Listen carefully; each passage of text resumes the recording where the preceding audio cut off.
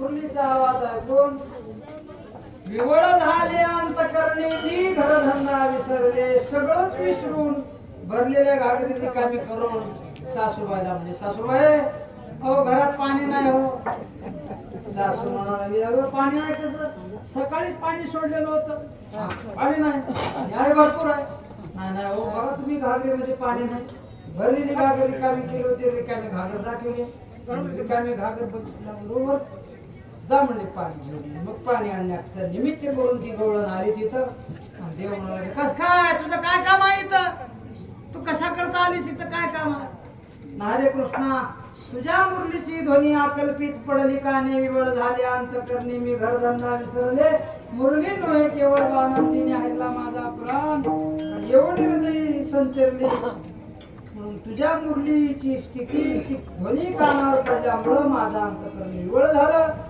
आणि मला घरात थांबावं असं वाटलं नाही म्हणून ती मुरली वाजवणारा कोण आहे म्हणून बघण्याकरता मी इथं आले तर तू प्रत्यक्षात श्रीकृष्ण परमात्मा तू स्वतः मुरली वाजवतो म्हणून मला सांगा लागले नंदा नंदना मुरली वाला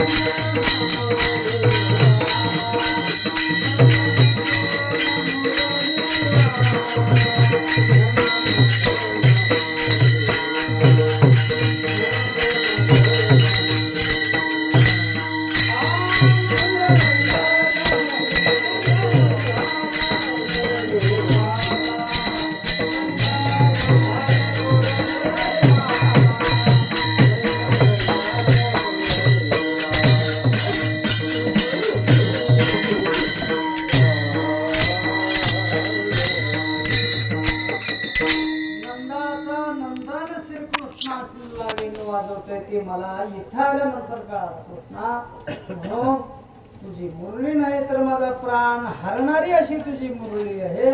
म्हणून त्या मुरलीनं झालेली स्थिती मला सांगायला लागेल. ऐकून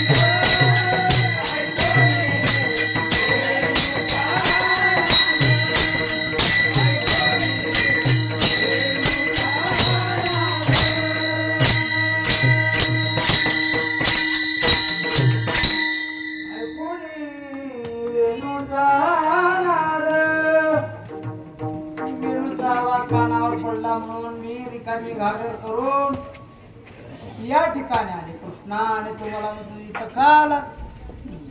अरे तुझं नाही तर तुझ्या मुरलीचं सामर्थ्य आहे. पण भगवंतानी मुरली वाजवली तर भुकुळातल्या गवळणी तिथं आल्या. मग लांब गेलेल्या गायी सगळ्या गायीही एका ठिकाणी आल्या. सगळे गोपाळ एका ठिकाणी आले. हे सामर्थ्य भगवंताने वाजवलेल्या मुरलीमध्ये आहे. निळोबाला सांगायला लागले ही मुरली भगवंतानी वाजवली. वाजवली कशी? मृदू मधुर मधुर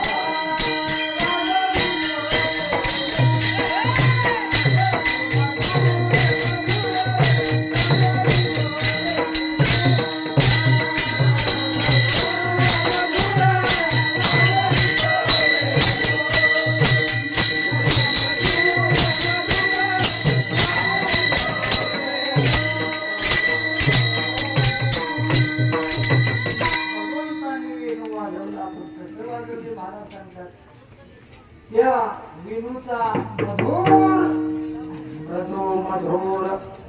मृदू म्हणजे मऊ आणि मधुर. मृदू आणि मधुर म्हणजे अतिशय गोड. नाहीतर काय काय माणसं चाल म्हणतात एवढी रफ. गिरणीत आवाज येतो बघा. धाड धाड धाड धाड धाड धाड. का डबे पडतात का गिरणी पडत्या का ती बंदच पडताय का? तसलं नाही. मधुर मृदू मधुर मधुर वाजवित वेणू सावळानंदा दास गोड वेणू वाजवायला लागला. याच्यामुळे झालं का तेने गोपिका दिल्या पात्र झाल्या ब्रह्मसुखाला त्या गोपिका गौरणी पात्र झाल्या. सगळे गोपाळ सगळ्या गायी एका ठिकाणी आल्या. देवाने सांगितलं सगळ्याच्या शिदुऱ्या एका ठिकाणी करा. सगळ्याच्या शिदुऱ्या एकत्र केले. गोपाळाला कमळाच्या आकारासारखं लहान लहान लहान गोपाळ मध्ये, त्याच्यानंतर थोडे मोठे, त्याच्यानंतर थोडे मोठे, असे कमळाच्या आकारासारखं सगळे गोपाळ बसवले. मध्यभागी परमात्मा उभा आहे. आणि मग भानुदास,